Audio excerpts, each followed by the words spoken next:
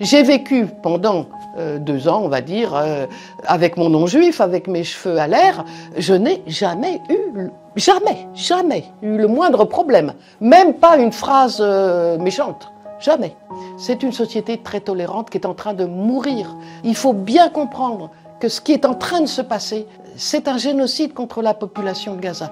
J'ai passé beaucoup de temps à Gaza, probablement si je somme tout 2 années. La société à Gaza était extrêmement ouverte, avec un grand éventail de positions politiques.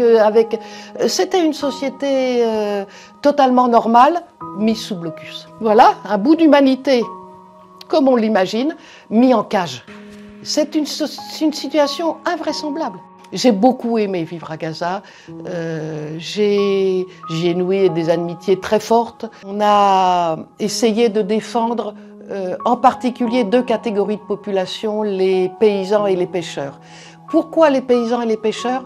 Parce que la pression israélienne, elle a essentiellement été avec l'idée on veut faire des Palestiniens des assistés. On veut détruire le lien social, on veut détruire leur société.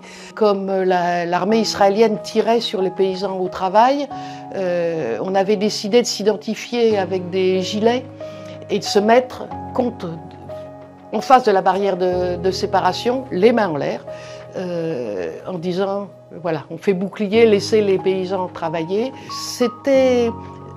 J'avais déjà plus de 60 ans, c'est spécial d'être devant un tireur qui te met en joue. Les dirigeants israéliens parlent des Palestiniens comme étant des animaux. Ils disent qu'il faut les éradiquer jusqu'au dernier. Enfin, voilà, on a passé un pas dans l'impudence et dans l'idée que c'est normal de vouloir effacer une population de la surface de la Terre. C'est vraiment quelque chose de nouveau. Il faut que les peuples du monde bougent.